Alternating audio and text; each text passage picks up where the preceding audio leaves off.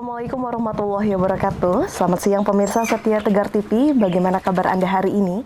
Semoga selalu sehat dan senantiasa semangat dalam menjalankan aktivitas selama pandemi COVID-19. Senang sekali rasanya saya Salwa Sakinah dapat kembali menyapa Anda dalam program Dialog Spesial hari ini. Pemirsa, sebagaimana kita ketahui bahwa membangun sektor pertanian dapat meningkatkan perekonomian secara nasional. Dan Dialog Spesial hari ini kita akan membahas mengenai pertanian di masa pandemi COVID-19 bersama Ketua Komisi 2 DPRD Kabupaten Lampung Tengah, Pak Kadek Joko. Baik, siang Bapak. Siang. Bagaimana kabarnya Pak? Sehat? Alhamdulillah baik, sehat. Alhamdulillah baik ya Pak. Meskipun di masa pandemi kita tetap semangat ya Pak. Semangat. Dan tetap menjaga jarak dan Harus meneruskan itu, protokol utama kesehatan. Baik Pak, ketika kita berbicara mengenai hasil pertanian di Kabupaten Lampung Tengah kan kita sangat mengetahui ya Pak bahwa hasilnya sangat begitu mengelimpah. Namun apa Pak yang menjadi komoditas unggulan hasil pertanian di daerah Lampung Tengah? Terima kasih Mbak. Komunitas untuk pertanian di Lampung Tengah ini beraneka ragam. Satu di bidang jagung, Baik. dua singkong, tiga tentang gabah. Kebetulan saya ada di Komisi 2 yang menangani bidang pertanian saat ini. Apalagi situasi pandemik ini, saya sama teman-teman Komisi 2 harus memperjuangkan aspirasi masyarakat, terutama di bidang pertanian. Saya sering turun ke bawah, mendengar keluh kesah langsung dari teman-teman petani, terutama ini yang saya harus bahas mungkin dari padi dulu, Mbak. Baik. Padi ini saat kita panen raya harga betul-betul anjlok. Saat kita tidak musim panen panen jagung, harga gabah betul-betul melejit. Nah, kebetulan di Perda Inisiatif Komisi 2 ini tentang revisi masalah gabah. Saat ini di pertanian khususnya Kabupaten Lampung Tengah, ini kebanyakan petani ini sistem ijon, Mbak. Sistem ijon itu mereka baru tanam sama tengkulak itu udah dikasih duit dulu. Baik. Dikasih duit. Begitu panen harganya mengikutin yang mengasih duit. Nah itu yang saya betul-betul saat ini harus saya cegah itu. Gimana caranya pemerintah daerah khususnya Kabupaten Lampung Tengah ini bisa menangani masalah ini. Saya akan konsultasi kepada kepala daerah, terutama di kampung-kampung ini harus mendirikan lumbung padi. Itu salah satunya memakai dana ADD. Nah saya cuma mau konsultasi, dana ADD ini bisa nggak dibikin untuk lumbung padi. Begitu saat panen di kampung masing-masing, setidaknya kepala kampung ini bisa menampung harga gabah yang dijual oleh petani. Baik. Jadi harga gabah kita tuh tidak semua orang membeli dengan harga hancur. Jadi kepala kampung bisa menyimpan. Di saat harga gabah udah mulai naik, di mana-mana tidak ada panen, nah baru kita dijual, dikeluarkan. Itulah bisa menambah pendapatan kampung sendiri saat itu. Dan juga harga dari petani yang saat itu hancur bisa harganya lumayan, walaupun tidak sesuai yang diharapkan petani, setidaknya bisa menolong petani, terutama itu. Yang kedua, saat petani ini tanam padi, harga pupuk melejit. Baik. Dan sistem kita juga ini tidak seperti dulu. Mana yang masuk kelompok tani yang mempunyai KTP terdaftar di suatu kelompok tani, itulah yang dapat. Jadi kalau petani yang cuma punya lahan setengah hektar, kadang-kala tidak terbagi pupuk, Mbak. Itu yang saya masih terus diupayakan juga merasakan. Ini tetap saya akan berupayakan. Saya koordinasi sama Dinas Pertanian, sama pihak Pusri. Saya udah koordinasi mau mencari jalan keluarnya. Kebetulan di Dinas Pertanian ini juga udah mau konsultasi ke kementerian itu, Mbak. Baik. Kemudian sehingga yang menjadi komoditas unggulan hasil pertanian di Lampung Tengah adalah padi untuk sama jagung. Padi dan jagung dan singkong. Ada tiga yang menjadi unggulan. Baik, kemudian untuk dari komoditas-komoditas tersebut, media pemasaran apa yang digunakan di Kabupaten Lampung Tengah? Yang sekiranya ini juga bisa untuk meningkatkan hasil produktivitas, Pak, yang diterapkan di Lampung Tengah? Saya beberapa dulu koordinasi sama Dinas Pertanian, terutama harga jagung ini kan dinopoli oleh satu perusahaan. Gimana kita menarik perusahaan ke Lampung Tengah supaya betul-betul harga jagung ini bisa bersaing satu Bisa sama bersaing. lain. Karena ini cuma beberapa perusahaan, cabangnya di mana-mana, pemiliknya cuma satu orang. Baik. Ini yang betul-betul Masih tidak merasakan harga jagung itu betul-betul naik. Gitu. baik. Jadi intinya media pemasaran yang dilakukan adalah banyak berkolaborasi ya Pak dengan Ya, itu terutama media- itu kita media lainnya. harus saling menjaga harga jagung ini, Menjaga. termasuk pemerintah daerah juga. Gitu. Baik, luar biasa sekali Pak. Dan pertanian ini kan masih mengalami pertumbuhan dan Pak, dan menyumbang pendapatan yang sangat besar di negara. Betul. Dan di tengah situasi pandemi ini yang masih mengalami pandemi COVID-19, bagaimana sekiranya yang diupayakan dari DPRD khususnya dari Komisi 2 Pak untuk bisa membuat daerah di Lampung Tengah bisa lebih produktif menghasilkan hasil pertanian agar lebih meningkatkan produktivitasnya sehingga bisa meningkatkan perekonomian di Lampung Tengah? Terima kasih.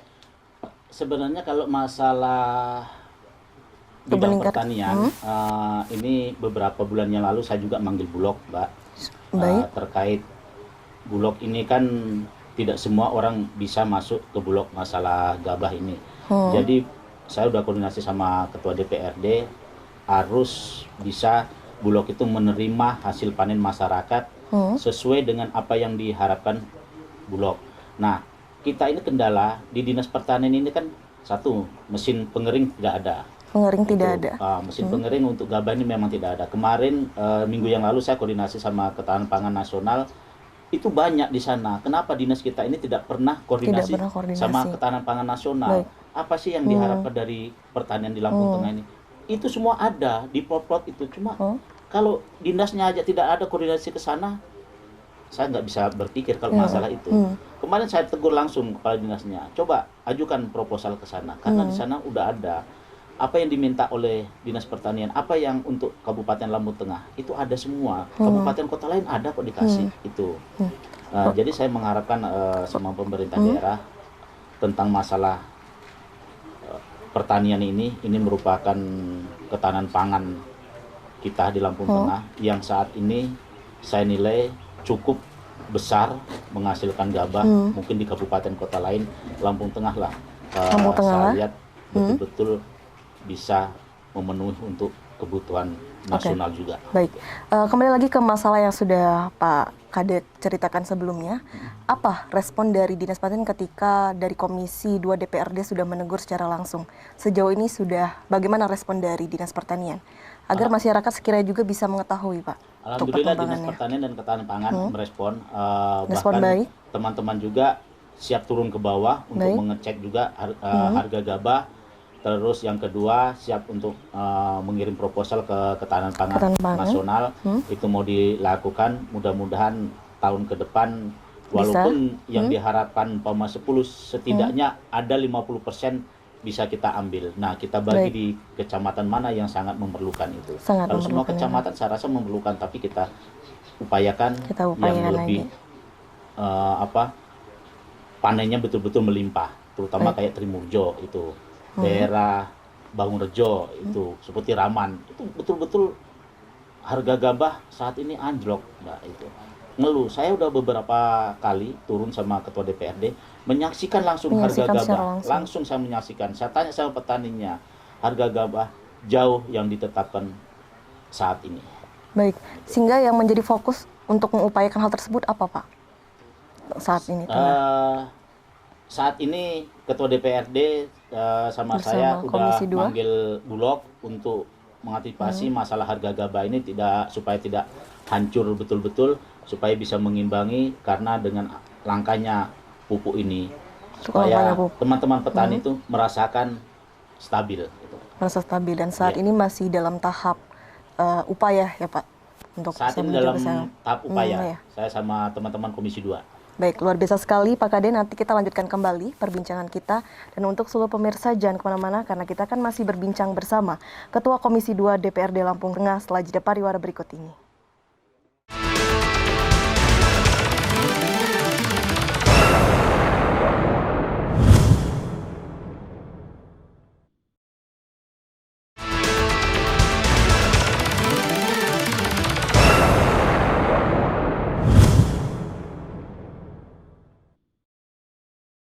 Pemirsa, Anda kembali menyaksikan dialog spesial dan tentu kita masih berdialog bersama Komisi 2 DPRD Kabupaten Lampung Tengah. Pak Kade, kita lanjutkan kembali ya Pak perbincangan kita. Tadi kita sudah banyak membahas mengenai kelangkaan pupuk, kemudian dari harga yang sudah mulai turun, dan saat ini kita akan beralih ke harga jagung Pak. Yang kita persis mengetahui di masa pandemi ini kan harga jagung turun drastis. Dan lantaran terpengaruh hasil panen yang melimpah sedangkan daya beli masyarakat turun. Lalu untuk di Kabupaten Lampung Tengah nih Pak, bagaimana untuk perkembangan harga jagung saat ini? Terima kasih Mbak. Harga jagung belum lama ini di dalam situasi pandemi memang sangat hancur. Baik. Karena panen yang berlimpah ruah. Nah di Lampung Tengah ini yang menampung itu saya katakan ada beberapa pabrik, cuma pemiliknya satu orang.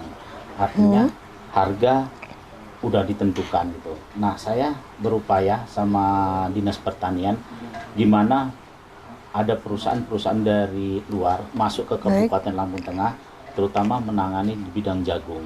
Karena jagung ini rata-rata di tiap kecamatan, tiap desa menanam jagung. Begitu panen harganya sangat anjlok. Nah ini yang saya harapkan jangan sampai terjadi. Saya sama Dinas Pertanian berupaya agar ada penanam-penanam modal ke Lampung Tengah, terutama perusahaan-perusahaan besar bisa menampung harga jagung ini. Harga jagung ini. Ya. Untuk terakhir berkisar berapa Pak untuk harga jagung? Untuk terakhir itu kurang lebih 1.900 atau 1.800 itu. Itu yang saya rasakan. Karena petani ini mengeluh langsung kepada saya, Pak, tolong masalah jagung ini gimana sih supaya naik. Ya kalau perusahaannya cuma ini aja, mereka udah seakan-akan bisa menentukan harga jagung itu aja. Nah makanya berupaya harus ada pabrik jagung, selain yang udah saya ada beberapa cabang di Kabupaten Lampung Tengah ini bisa bersaing satu sama lain. Bersaing satu sama lain.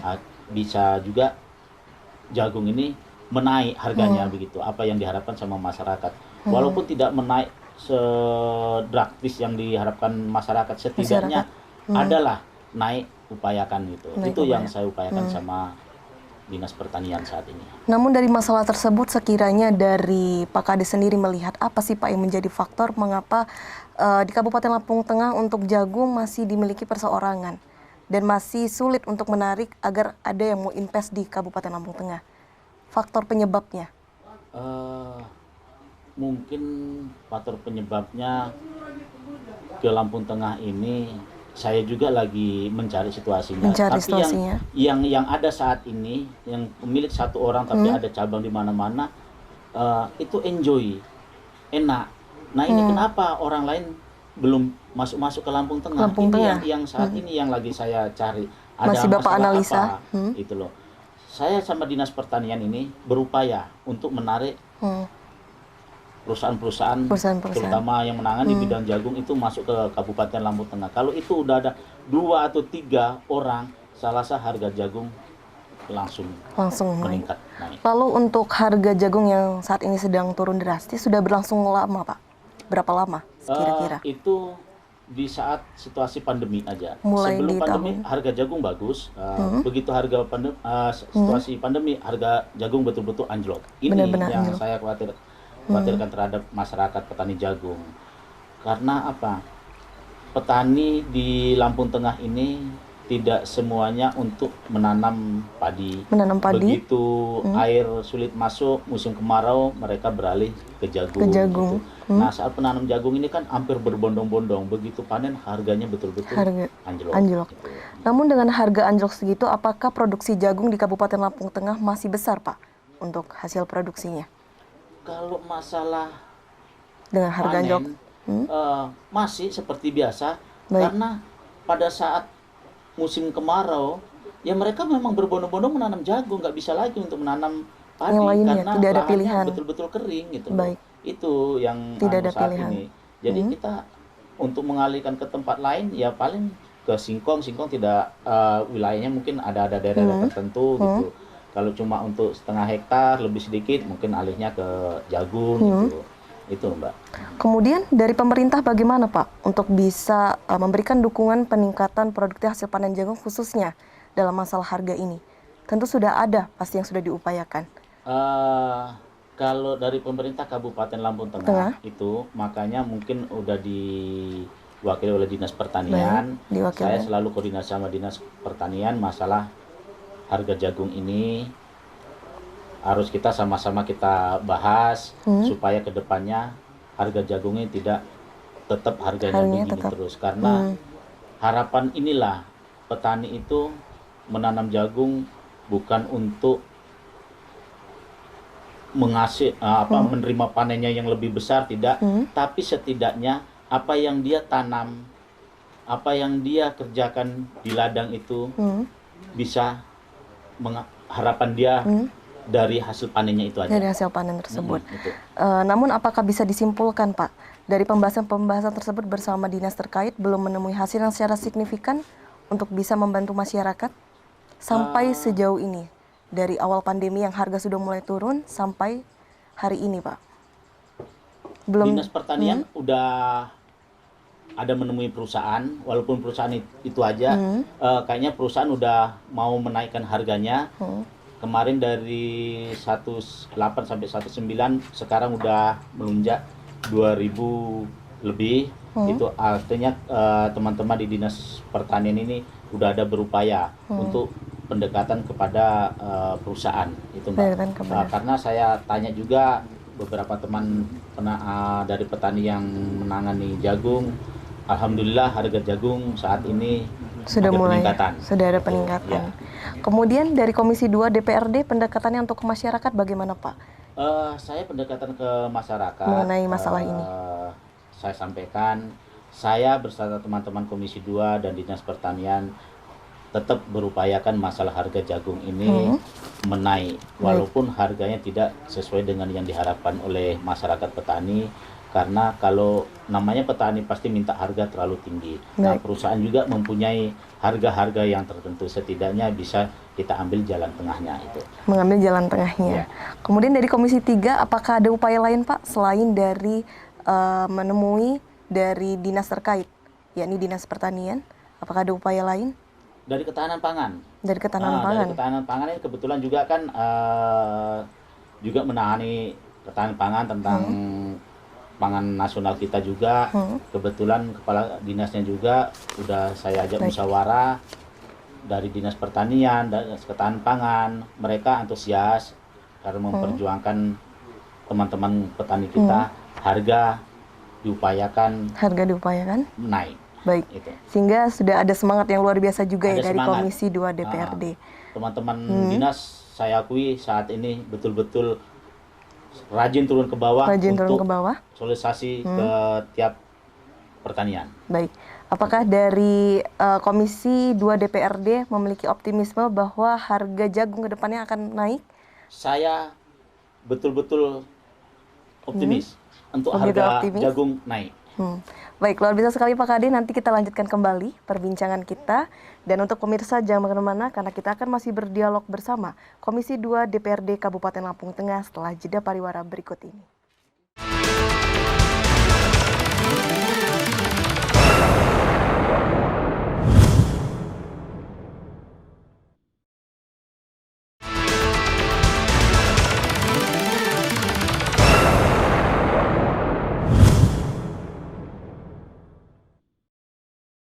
Terima kasih pemirsa, Anda kembali menyaksikan dialog spesial dan tentu kita masih berdialog bersama Komisi 2 DPRD Kabupaten Lampung Tengah.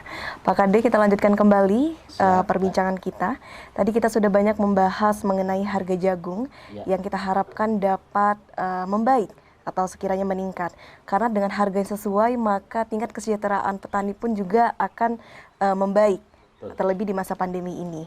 Dan kita akan membahas mengenai topik lain nih Pak. Ketika salah satu jenis retribusi jasa umum yang selama ini memberikan pendapatan pemasukan yang cukup besar untuk pendapatan asli daerah kan adalah retribusi parkir. Bagaimana untuk pengelolaan retribusi parkir di Lampung Tengah, Pak? Mungkin bisa dijelaskan. Terima kasih Mbak. Ini sangat tertarik ini retribusi masalah parkir. Ini. Beberapa hari yang lalu 2-3 hari saya sempat manggil Dinas Perhubungan sama Dinas Pasar, artinya karena ada terkaitannya juga ini, terutama parkir di Pasar Plaza Bandarjaya Baik. ini. Saya lihat parkir ini terlalu semrawut. Baik. Karena apa? Sering saya tanya, ini ada pihak ketiga yang pengelolanya. Nah, pendapatan berapa yang harus masuk ke pemerintah daerah, ini tidak rapi. Tidak rapi, tidak sesuai. Tidak sesuai. Karena apa? Begitu minggu kemarin saya pembahasan anggaran. Parkir untuk di jalan raya seluruh Kabupaten Lampung Tengah ini kalau nggak salah dalam 1 tahun 120 juta. Baik. Artinya kan kemana larinya dana ini gitu loh. Ini harus betul-betul harus dicari. Makanya saya pernah manggil dinas perhubungan sama dinas pasar, terutama kayak tiap-tiap pasar itu harus parkir, jangan lagi memakai karcis atau tiket-tiket yang kayak parkir. gitu. Tiket parkir. Kita menggunakan kartu parkir aja, seperti kayak di mal-mal itu. Jadi bisa mengurangi juga pekerja yang di luar. Satu, dari dinas perhubungan tidak lagi harus turun ke bawah rajin-rajin. Setidaknya itu aja yang dikelola. Pendapatan saya yakin akan meningkat 100% daripada 100% yang akan ditentukan meningkat. saat ini. Baik. Ini sangat minim masalah retribusi parkir ini. Karena apa? Pendapatan daerah kita kalau cuma kayak sistemnya kayak gini, ya itu aja laporan tiap tahun itu aja, nggak ada Tidak akan peningkatan. sesuai. Gitu. Baik, sehingga bisa dikatakan untuk pengelolaan retribusi parkir di Lampung Tengah masih belum begitu efektif untuk pengelolaannya, Pak. Betul. Kalau saya katakan sangat belum belum berefektif. begitu Karena efektif. apa? Kalau pendapatan daerah ini terutama di parkir ini naik, yang menggunakan bukan teman-teman DPR, yang menggunakan juga teman-teman eksekutif juga gitu loh. Mereka enak nanti gunakan untuk apa? Mereka mau menambah anggaran untuk kegiatan dinas perhubungan. Nggak mungkin akan nggak ditambah sama teman-teman DPR yang dianggaran, pasti ditambah. Karena apa? Mereka teman-teman tahulah, oh ya mereka bekerja menghasilkan untuk PAD itu Untuk banyak PAD. sedemikian, pasti akan ditambah. Apa sih kebutuhan? Contohnya sekarang kayak mungkin mobil keliling untuk dinas perhubungan. Kemarin cuma ada berapa, udah lama kondisinya. Mereka mau minta tambah mobil. Nggak mungkin nggak akan dikasih jika ada uangnya dari retribusi masalah parkir ini. Baik. Kalau pendapat cuma itu aja, apa yang mau dikasih? Apa yang mau Gitu. dikasih? Kan nggak ada. Jadi harus ada timbal balik lah. Kita kerja pasti akan dapat. Wah juga begitu. Nah kerja sebagus mungkin, hasilnya apa? Kita kembalikan ke dinas perhubungan. Nah Baik, Pak ini Kade. loh. Bisa untuk teman-teman yang lain. Itu Baik. mungkin itu. Lalu apakah jauh, Pak, dari yang diterima dengan yang ditargetkan untuk mengenai hasil dari retribusi parkir ini? Sekiranya sangat jauh. Mungkin bisa disebutkan, Pak? Target yang ditentukan dari teman-teman anggaran itu untuk di perhubungan itu kalau nggak salah sekitar hampir 1 miliar. 1 miliar. Tapi Namun? tidak tembus dalam 1 miliar. Tidak tembus. Karena apa? Jauh. Tiap-tiap pasar ini ada pihak ketiga. Ada pihak ketiga. Wajar kalau ada pihak ketiga, artinya menambah pekerja orang lain. Cuma sistemnya tidak terkontrol. Tidak Itu terkontrol. aja. Sistemnya tidak terkontrol. Berapa sih harus yang disetor ke pemerintah daerah?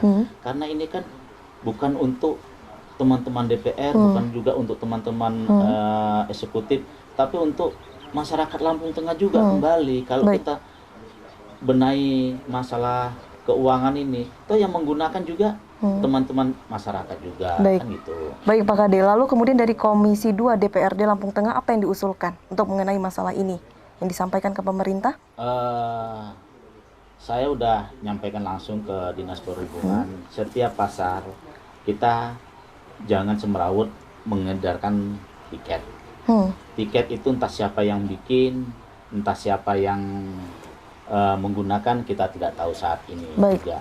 Karena pernah saya dapati tiket itu setelah dikasih di motor-motor, mobil parkir, tiket itu diambil dan besoknya ditabur lagi. Nah artinya yang kayak gini ini kan nggak perlu lagi gitu. Baik.